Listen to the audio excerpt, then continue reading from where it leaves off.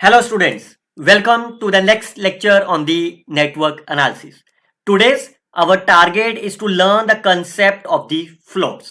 मेरा नाम डॉक्टर हरीश गर्ग है। आप मेरे चैनल को फॉलो करिए जिससे मैं नेक्स्ट वीडियो अपलोड करूं आपको पास नोटिफिकेशंस आ जाए करें। अभी तक हमने क्या सीखा? We have learn the concept of how we can draw the networks and how the critical path method works to find the optimal solutions. यही तो सीखा हमने। फाइन, ये दोनों लेक्चर आपको हिंदी में मिल जाएंगे, आपको ऑप्टिमाइजेशन टेक्निक्स इन हिंदी की प्लेलिस्ट के अंदर। यू कैन सी दैट पहला lecture how to you can draw the networks and the critical path method. चलिए, आज का ऑब्जेक्टिव क्या है? सबसे पहले मोटिव क्या है आज के लेक्चर का? फाइन, मोटिव ये है आपके पास कि अगर आपके पास कोई भी एक एनी प्रोजेक्ट, जैसे फॉर एग्जांपल ये एक प्रोजेक्ट है, ये 14 डेज के अंदर पूरा हो रहा है। फाइन, ये कैसे हमने निकाला? By using the critical path method, जो हमने लास्ट लेक्चर में सीखा। फाइन, अब क्वेश्चन ये उठता है कि अगर ये 14 डेज में पूरा हो रहा है तो इसका क्रिटिकल पाथ क्या होगा? पहले तो क्रिटिकल पाथ हमने निकाला by using the previous lecture A D G and J, जो ग्रीन कलर में आपको हाईलाइट है। और क्रिटिकल पाथ के लिए हमने क्या सीखा था लास्ट लेक्चर में कि critical path is a longest path, और इसके अंदर कोई भी डिले करते हो, जैसे मान लो इसको 4 को चेंज करके 5 कर दिया तो चेंज हो गया ना टाइम पीरियड, तो आपका ये क्रिटिकल पाथ की लेंथ भी चेंज हो जाएगी। और हमारा टारगेट ही ये है आज के लेक्चर में कि मैं इस 4 डेज को, क्या मैं इसको 3 में चेंज कर दूं 3 डेज में, और इस 4 को मैं चेंज कर दूं 6 डे में। इस तरह से मैं क्या चेंज करूं जिससे मेरा टाइम पीरियड सेम रहे, क्योंकि ये मेरा प्रोजेक्ट पहले 14 डेज में पूरा हो रहा था, तो मैं चाहता हूं कि मेरा प्रोजेक्ट 14 डेज में ही पूरा हो, और लेकिन मैं चाहता हूं कि मैं किसी एक्टिविटी को डिले कर दूं भी।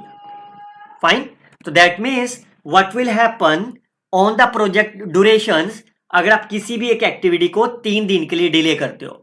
3 दिन का मतलब, जैसे मान लो ये 7 है, इसको चेंज करके आपने 10 डेज कर दिया, ये 3 है, इसको चेंज करके आपने 6 डेज कर दिया, एंड सो ऑन। फाइन, और ऐसा चेंज करो जिससे आपका प्रोजेक्ट जो है वो 14 का 14 डेज में ही पूरा हो जाए।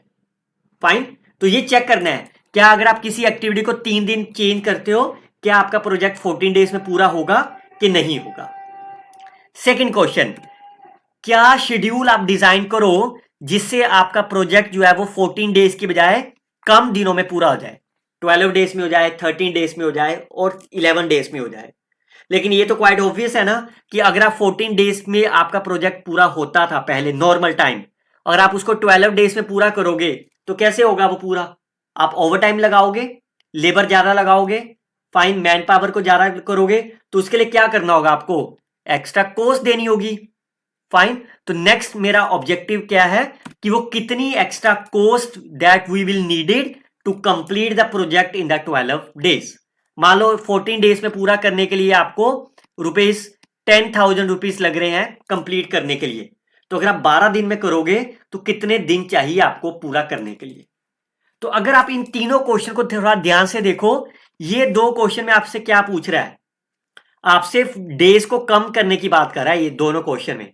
लेकिन पहले क्वेश्चन में आपको डेज को कम करने, पूरा प्रोजेक्ट को कंप्लीट 14 डेज में ही करना है। पूछ रहा है आपसे कि क्या होगा, प्रोजेक्ट डिले हो जाएगा, प्रोजेक्ट जल्दी कंप्लीट हो जाएगा। That is the objective of the first question. तो जैसे ही हमारा फर्स्ट टारगेट है, उस टारगेट का नाम है हमारा फ्लोट। क्लियर? और जब भी हम डेज को कम करने की बात करेंगे, जैसे सेकंड एंड थर्ड क्वेश्चन, उसका आंसर हमेशा आपको कॉस्ट शेड्यूलिंग में मिलेगा। पर्पस क्या है कॉस्ट शेड्यूलिंग का? आपके पास कोई भी एक्टिविटीज है, उससे आपने नेटवर्क बनाया, उस नेटवर्क के बेस पे आपने earliest occurrence time and the latest occurrence time, जिसको हमने क्या नाम दिया था, ई आई एंड एल आई, ये कैलकुलेट करेंगे। Then we can check about time schedules. अगर वो हमारा टाइम शेड्यूल नहीं मैच हो रहा, then we can update the networks, again do the calculations and so. Fine, that is a lecture of the cost scheduling problem. For more details आप ये lecture सुन सकते हो मेरा कॉस्ट शेड्यूलिंग प्रॉब्लम के अंदर, सेम प्लेलिस्ट में आपको मिल जाएगा। बट बिलीव मी, इस लेक्चर को सुनने से पहले you have to understand the concept of the float. Clear? तो फ्लोट का मतलब क्या है? इन सिंपल शब्दों में फ्लोट का मतलब क्या है कि कितना फ्री टाइम आपके पास है। फाइन, आपको कहा जाए कि आपको ए एक्टिविटी से बी एक्टिविटी में पूरा, ए इवेंट से बी इवेंट को पूरा करने में आपको 5 दिन लग रहे हैं। फाइन, तो क्या आपके पास बफे टाइम है? क्या आपके पास कोई गुंजाइश है कि आप इस 5 दिन की बजाय 6 दिन कर लो, 7 दिन कर लो, लेकिन पूरा प्रोजेक्ट सेम टाइम पे पूरा हो जाए? फाइन। तो दैट इज अ फ्लोट को हम स्लैक भी बोलते हैं। That is called as a length of the time, fine, which can be delayed और which can be extended without delaying the total projection completion time. जैसे ये पूरा प्रोजेक्ट आपका 14 डेज में पूरा हो रहा था, तो अगर मैं आपसे पूछूं कि इस डी एक्टिविटी को 5 दिन की बजाय कितने दिन में डिले कर दूं या कितने दिन में एक्सटेंड कर दूं, लेकिन मेरा प्रोजेक्ट जो है वो 14 डेज में ही पूरा होना चाहिए। That is my objective. Clear? So float का मतलब आपको अपने दिमाग में देखना, बफे टाइम, कितना फ्री टाइम आपके पास हो पॉसिबल है जिससे आपका एक्टिविटी पूरी की पूरी सेम टाइम में पूरी हो जाए। फाइन। अब क्योंकि टाइम की बात हो रही है, then our target is to calculate the earliest occurrence time and the latest occurrence time. वो कैसे कैलकुलेट करा? That is based on the critical path method. वहां सिखाया मैंने आपको डिटेल में। क्लियर? तो हमारे पास हर इवेंट के लिए EIs एंड द LIs आपने कैलकुलेट कर लिए। देन अब हमारा टारगेट है कि फ्री टाइम को ढूंढना। तो डेफिनेटली क्योंकि ये दोनों टाइम सेम नहीं है, तो इन दोनों के बीच में जो डिले आएगा, fine, that delay is my free time. Fine. Similarly ये आपके पास क्या है? लेटेस्ट अक्रेंस टाइम और ये अर्लीस्ट अक्रेंस टाइम है। इन दोनों के बीच में जो डिले आएगा, that is also my free time. Fine. Similarly for the third case and so on. Clear? So the kinds of the delay means that is the times of the free time. कितना free time आपके पास है? Clear? तो दो तरह का free time आपके पास हो सकता है, एक इवेंट के लिए और एक एक्टिविटी के लिए। जब भी हम इवेंट की बात करेंगे, we have to find the delay in between the LIs and EIs itself and LJ and the EJ itself. Fine. तो you can see LI minus EI हर इवेंट के लिए। फाइन। और इसका मतलब क्या है कि how long an event can be delayed without increasing the project completion time. बच्चों एक बात अपने दिमाग में बिठा लो, फ्लोट का मतलब या फ्री टाइम का मतलब वही है कि आपको अपना प्रोजेक्ट जो कंप्लीशन टाइम है उसको नहीं हिलाना। फाइन। अगर वो 14 डेज में था तो आपका टारगेट 14 डेज के अंदर ही पूरा करना है। अगर आपने इसको कम कर दिया या फिर बढ़ा दिया, तब तो आपको एक एक्स्ट्रा कॉस्ट देनी पड़ेगी ना। अगर आप 14 डेज को 12 दिन में करोगे तो क्या करोगे? आप एक्स्ट्रा मैन पावर लगाओगे, एनर्जी ज्यादा दोगे, लेबर ज्यादा लेके आओगे, फाइन मशीनरी का यूज करोगे एक्स्ट्रा, तो ज्यादा पैसा लगेगा। और अगर आपने प्रोजेक्ट को 15 दिन में पूरा कर दिया तो एक दिन की पेनल्टी लेनी पड़ेगी आपको। Fine. So that is my cost scheduling. तो कॉस्ट शेड्यूलिंग मैंने बताया कि कॉस्ट शेड्यूलिंग को समझने के लिए फ्लोटिंग का जरूरी है समझना। और ये तो क्वाइट क्लियर है, अगर आपका L और E सेम हो गया तो फ्लोट आपका एरर फ्री टाइम कितना हो जाएगा? 0। अगर आपने ये कहा कि ये दोनों चीजें सेम है, जैसे 12 एंड 12, तो कोई गैप ही नहीं है, जितनी देर में शुरू होना चाहिए उतने में कंप्लीट हो गया, and that is called as the critical activity और क्रिटिकल इवेंट। फाइन। और अगर वो क्रिटिकल नहीं है, then it can be positive और negative based on the value of the L and E। अब जब हम एक्टिविटी की बात करेंगे, then we have the 3 different kind of the activities, total float, free float and the independent float. Simple शब्दों में कहा जाए, total as the name suggest, total आप कितना डिले कर सकते हो जिससे पूरा टोटल प्रोजेक्ट डिले ना हो। Total project does not miss their deadline. और लेकिन फ्री फ्लोट क्या है आपका? कितना आप डिले कर सकते हो किसी चीज में जिसमें subsequent time is either the preceding event or the successor event। चाहे तो अगले वाला चाहे पिछले वाला, do not start later। ज्यादा से ज्यादा डिले कर दो लेकिन अगले वाला अपनी टाइम पे स्टार्ट हो जाए। फाइन। जैसे मैंने आपको ये कहा कि आपने ये लेक्चर मेरा 15 मिनट का है, तो अगर आप इसको 1x पे सुनोगे तो आपको 15 मिनट लगेंगे। अगर आपने इसको 1.5x पे सुन लिया तो आपको टाइम पीरियड कम लग जाएगा ना 15 डेज में। लेकिन जैसे 15 डेज में कम 1.5x और 2x पे सुन रहे हो अगर आप इस लेक्चर को, तो क्या होगा? आपकी बैंडविड्थ चेंज हो जाएगी, आपकी फ्रिक्वेंसी चेंज हो जाएगी सुनने की। फाइन। तो वो कॉम्प्रोमाइज हुआ ना, आपका टाइम शेड्यूल चेंज हुआ आपका। That is a cost scheduling. चलिए सिंपल शब्दों में टोटल फ्लोट की डेफिनेशन क्या है? The amount of time which can be delayed कितना आप डिले कर सकते हो अपनी किसी भी एक्टिविटी को, जिससे कि यह पूरा प्रोजेक्ट विदाउट डिले हो जाए। फाइन। जैसा कि अब डिले किस फॉर्म में हो सकता है, या तो डिले स्टार्टिंग में कर दो आप, फाइन, और ड्यूरिंग कर दो, और चाहे आफ्टर कर दो भी, फाइन। तो किसी भी एक्टिविटी को पूरा करने के लिए। और दूसरे शब्दों में क्या कह सकते हो, द मैक्सिमम टाइम अवेलेबल, जितना आपके पास है, ठीक है, किसी भी एक्टिविटी को परफॉर्म करने के लिए, और एक्टिविटी का आपस का कितना है, उन दोनों का डिफरेंस को हम कह देंगे द टोटल फ्लोट। जैसे मान लो ये कहा कि इस दोनों के एक्टिविटी को पूरा करने के लिए कितना टाइम चाहिए आपको, normal time TIJ, fine, LJ latest occurrence time, और अर्लीस्ट अकरेंस टाइम पिछले वाले का, इतने पे स्टार्ट होना चाहिए, इतने पे ये खत्म होना चाहिए, यही तो मतलब है ना लेटेस्ट अकरेंस टाइम। तो इन दोनों के बीच का जो डिफरेंस है, दैट इज माई डिले। तो इस डिले को हम बोलेंगे total float, LJ minus EI minus TIJ, और इस वाले को क्या बोल देंगे, LJ माइनस TI। ये बेसिकली क्या है आपका मैक्सिमम टाइम अवेलेबल। अगर मान लो ये 2 डेज में पूरा हो रहा है, फाइन, और ये 6 दिनों के बाद आपके पास लेटेस्ट अकरेंस टाइम, तो 4 दिन का बफे हो गया ना आपके पास, तो 4 दिन में आप कभी भी पूरा कर सकते हो आप इसे। Similarly what is a free float, free float is again the part of the total float. किसी भी एक्टिविटी को आप कितना प्लस या माइनस करो, लेकिन उसे अगली वाली एक्टिविटी सफर नहीं होनी चाहिए, without affecting the next activity, fine. और आप ये भी कह सकते हो कि ज्यादा से ज्यादा कितना अवेलेबल टाइम आपके पास है। फॉर एग्जाम्पल, अगर मैं इसी एक्टिविटी की बात करूं, fine, this is my activity I, इसको पूरा करने के लिए आपके पास कितना टाइम है, TIJ, फाइन, और इसका अर्लीस्ट अकरेंस टाइम कितना है, EJ और EI। इन दोनों के बीच का जो डिफरेंस है, fine, that is my available time. क्यों अवेलेबल टाइम है, what is the meaning of the EI, कि ith इवेंट की एक्टिविटी इतने पे स्टार्ट होगी, अर्लीस्ट स्टार्टिंग टाइम, फाइन, और ये EG है, तो दोनों के बीच का अवेलेबल टाइम हो गया, और minus TIJ is my free float. And similarly independent float इसका रिवर्स है, आपको प्रीसीडिंग चाहिए, फाइन, कितना आप डिले करना चाहोगे जिससे वो प्रीसीडिंग एक्टिविटी इफेक्ट ना हो।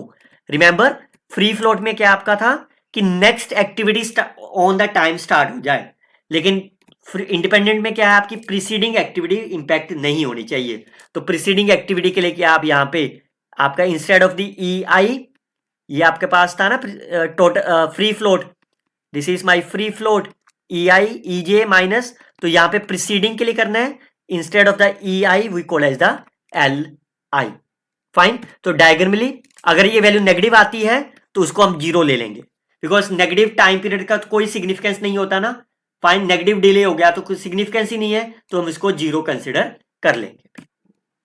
तो डायग्रामेटिकली ये आपके पास है, अपर वैल्यू से लोअर वैल्यू पे जाओगे तो टोटल फ्लोट है, और अगर इस तरफ डायगोनल से जाओगे then we call as the independent float. इसको न्यूमेरिकल एग्जांपल से अभी एक्सप्लेन करता हूं आपको।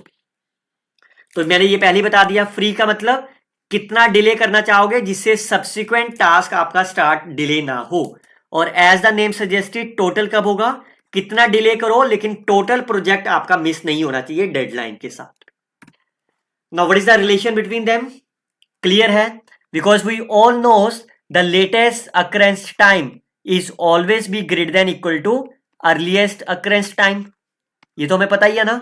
तो that means L is always be greater than equal to E, fine. So in terms of the activity we can say Li is always greater than of the EI and Lj is always greater than equal to EJ। तो अगर मैं पहली equation में fill करूं, so total float किसके equal हो गया, LJ की वैल्यू फिल कर दो greater than equal to EJ, बाकी सारा ऐसे रह गया। तो ये किसकी वैल्यू होगी आपकी, this is nothing but my free float, you can see my equation number 2। तो that means total float is always greater than equal to free float। Similarly अगर मैं यहां से EI की वैल्यू यहां फिल करूं, बिकॉज ये नेगेटिव है तो इसका माइनस ऑफ EI कितना हो गया, minus of EI is greater than equal to minus of LI। तो अगर आप यहां पे माइनस ऑफ LI से करोगे you will get the relation as independent float.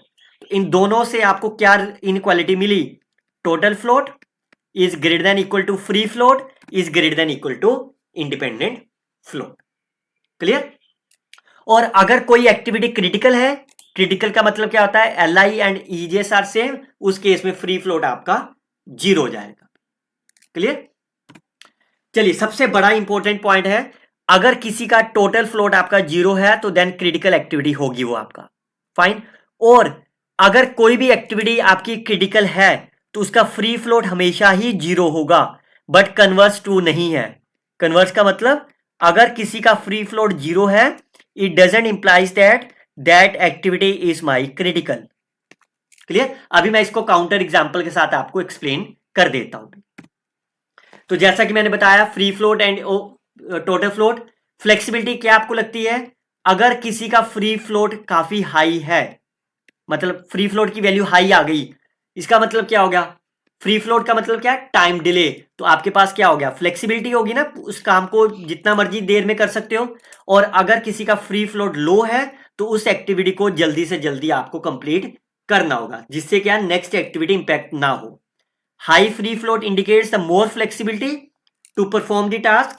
Low or the zero free float indicates the activity must be completed on the time. Activity को time पे complete करना बड़ा जरूरी है आपके लिए। चलिए एग्जांपल से समझाता हूं।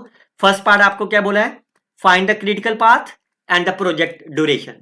पहले तो ये देखते हैं कि ये प्रोजेक्ट कितने दिनों में कंप्लीट होगा। तो ये मेरे ख्याल से प्रोजेक्ट तो आप बना लोगे based on my critical path methods और the how you can draw the network, fine. तो वो जैसे आपने प्रोजेक्ट बनाया और इसका earliest occurrence time and the latest occurrence time निकाल दिया आपने, तो इसका मतलब ये प्रोजेक्ट कितने दिनों में कंप्लीट हो रहा है, project is completed in the 21 days. यही है ना आपके पास अर्लीस्ट अक्रेंस टाइम। और इसका क्रिटिकल एक्टिविटी क्या है, क्रिटिकल एक्टिविटीज ACDEJ। क्लियर? अब आपका काम है टोटल फ्लोट को निकालना। पहली बात, क्योंकि ये एक्टिविटी क्रिटिकल है तो इसका टोटल फ्लोट 0 आएगा, C का भी 0 आना चाहिए, D का भी 0, E का भी 0, F का भी 0। क्योंकि एक्टिविटी क्रिटिकल है तो फ्री फ्लोट भी आपका 0 ही आएगा, कन्वर्स ट्रू नहीं है, फाइन। अब आपका काम रह गया टोटल फ्लोट B का निकालना। Where is the B? ये नंबर। तो फ्री फ्लोट टोटल फ्लोट क्या है आपका, LJ, यही तो है ना आपका, this is my free float. तो निकाल देते हैं, इसकी अपर वैल्यू कितनी है 20, I 0 और डिफरेंस कितना है 7, तो that number is my 13। Similarly free float के लिए क्या है, यहां पे EJ हो जाएगा, EJ is again my 20 minus 0 minus 7, that is 13 is the right answer. Clear? Next example, find the critical path, find the total float, find the latest start day, earliest start day, effect and all that. तो ये आपको combined question है आपके पास। अगर आप किसी भी question में देखो, सबसे पहले क्रिटिकल पाथ बना लेते हैं। नेटवर्क बनाया आपने, फाइन। तो इसका मतलब प्रोजेक्ट की ड्यूरेशन कितनी है आपकी, ये project completed in the 14 days, fine. तो आप इसका क्रिटिकल पाथ निकाल सकते हो, 0 एंड सेम जैसा हमने प्रीवियस लेक्चर में देखा, fine. This is my critical path. और प्रोजेक्ट की ड्यूरेशन क्या आपके पास 14 डेज। अगर आप इस ऑप्शन को देखो पहले, क्या किसी ऑप्शन में आपको ये बोला है कि आपका प्रोजेक्ट 13 डेज में पूरा हो जाए? किसी भी ऑप्शन में नहीं बोला। और क्या आपको ये बोला कि 12 डेज में पूरा हो जाए, उसकी कॉस्ट क्या लगेगी या उसका टाइम पीरियड क्या होगा? नहीं बोला, फाइन। क्योंकि ये आपका केस का पार्ट है कॉस्ट शेड्यूलिंग का, तो इसका मतलब ये क्वेश्चन कॉस्ट शेड्यूलिंग का नहीं है। और आप इन लास्ट दो क्वेश्चन के देखो तो ये क्या कह रहा है कि what is the effect of the project duration, कि अगर मैं इस एफ को 3 के बजाय 6 डे में पूरा करूं तो इफेक्ट क्या होगा। इफेक्ट का मतलब अगर ये 14 डेज में पूरा हो रहा है तो क्या ये डिले हो जाएगा कि अर्ली कंप्लीट होगा। ये नहीं बताया उन्होंने 13 डेज में निकालो, 14 में निकालो, 15 में निकालो। क्लियर? चलिए पहला पार्ट तो क्लियर हो गया आपका, 14 डेज में आपका प्रोजेक्ट कंप्लीट हो रहा है और क्रिटिकल पाथ आपका ये है। अब टोटल फ्लोट्स निकाल देते हैं, सिर्फ टोटल बोला है तो पहले तो A 0 आएगा, D आपका 0 आएगा, G आपका 0 होगा और J 0 होगा बिकॉज दे आर क्रिटिकल। चलिए B की वैल्यू निकालते हैं। Total float LJ minus EI minus TIJ। Clear? तो LJ B है ना, तो ये लाइन है B के लिए, J मतलब जिस तरफ एरो है, तो 6, लोअर लिमिट 2, डिफरेंस कितना है और टाइम का गैप कितना है 3, तो ये कितना हो गया 1। सिमिलरली C के लिए, ये C आपका है, फाइन। इसके लिए आपका upper limit 9, minus lower limit 2 minus 4, तो 4 and 2 6, 3 आ गया। ई के लिए निकाल देते हैं, this is my E 12 upper minus lower minus 6, तो ये आपका 11। सिमिलरली आप बाकी निकाल लो, you will get the right answer of the floats. Next part आपको क्या करना है, आपको बोला है कि लेटेस्ट स्टार्ट डे निकालो और अर्लीस्ट फिनिश डे निकालो। मतलब क्या है इसका कि बी लेटेस्ट स्टार्ट डे, ज्यादा से ज्यादा बी को कितना लेट स्टार्ट कर सकते हो। बी कहां पे आपका ये latest start day, that is the latest occurrence time, तो आपको ये निकालना है 5 के ऊपर निकालना है L5। फाइन, कितना डिले हो सकता है आपका, इस एक्टिविटी का नाम क्या है 2 से 5, यही तो होगा ना लेटेस्ट। लेटेस्ट में हमेशा माइनस ही तो करते हैं, क्लियर। तो L5 कितना आपका प्रीवियस 6, 2 से 5 कितना टाइम पीरियड था आपके पास 3, तो इसका मतलब 3 दिन आप और डिले कर सकते हो किसी भी काम को इस बी एक्टिविटी को पूरा करने के लिए, क्लियर।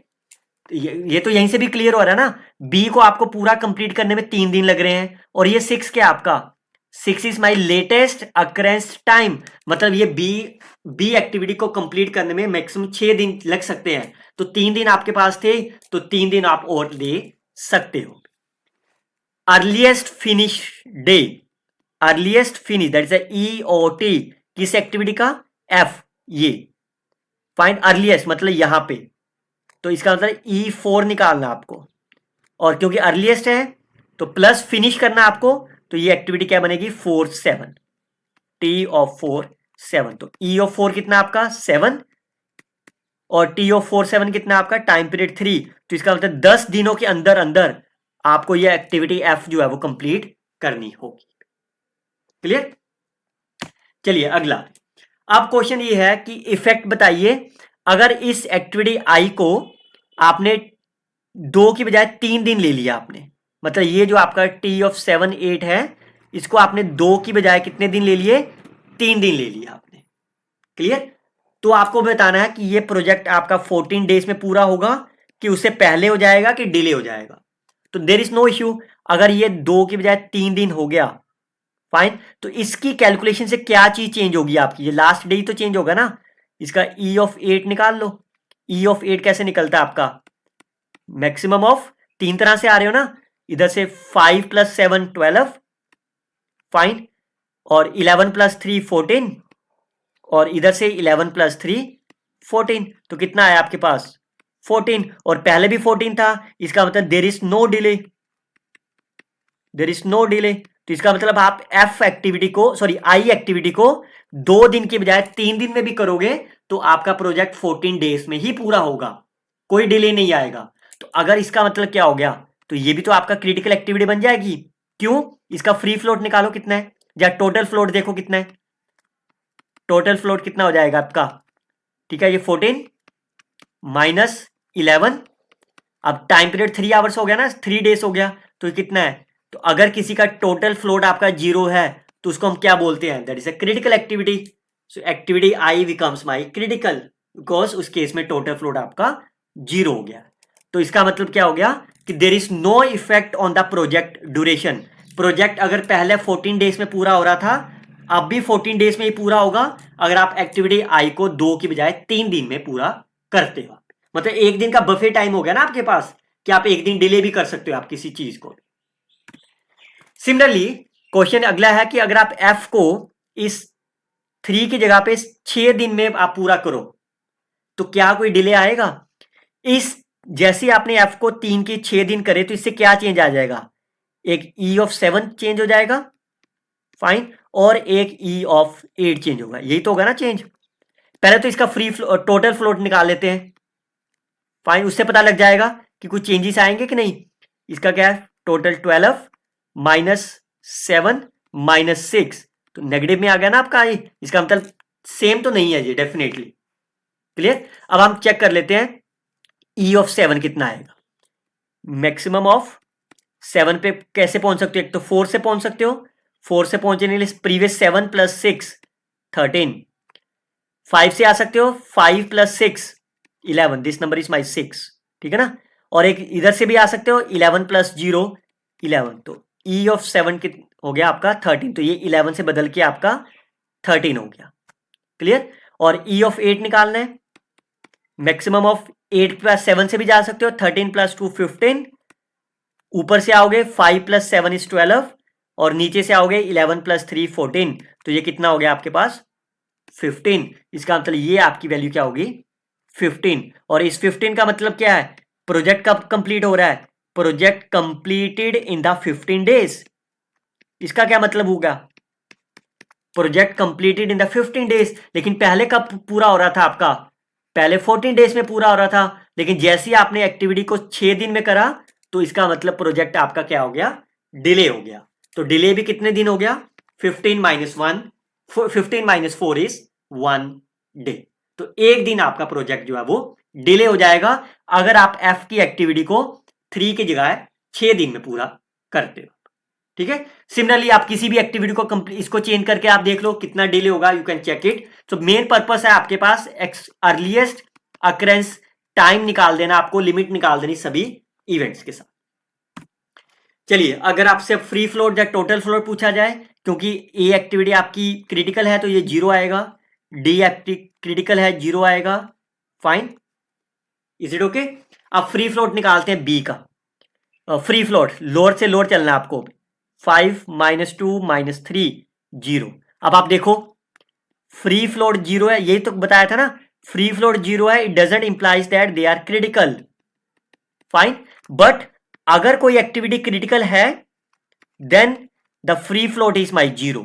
तो इसलिए मैंने ये देखो, ये नंबर तो मैंने पहले 0 लिख दिया ना आपके लिए, लेकिन ये एग्जाम्पल आपको बता रहा है।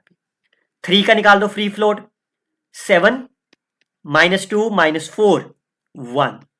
ई का निकाल देते हैं, ई ये चीज है, 11 माइनस 5 माइनस 6 0, फिर भी देखो क्रिटिकल नहीं है, एंड सॉन। इंडिपेंडेंट फ्लोट निकाल देते हैं, ये तो फिर 0 ही आएंगे आपके, ए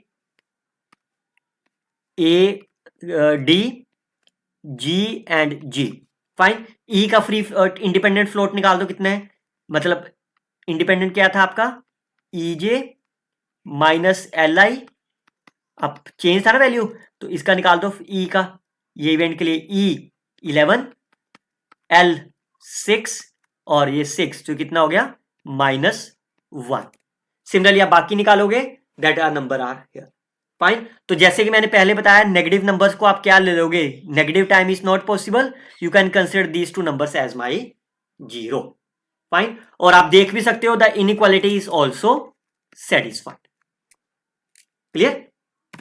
चलिए, this question is an exercise for you, आप इसे सॉल्व करिए और let me know in the comment box whether you will get A, C, E, F is a critical path and 42 is my project completion time, or total float and the free floats are my these activities or not, fine। तो आप comment करके बताइए कि आपका answer ये yes और no में क्या आ रहा है, clear. We will see the next lecture on the course scheduling very soon, let me know अगर आप interested हो इस lecture के लिए, I will upload very soon only for you, fine। Till then you can share this video with your friends, like and comment on the videos, best of luck students, happy learning।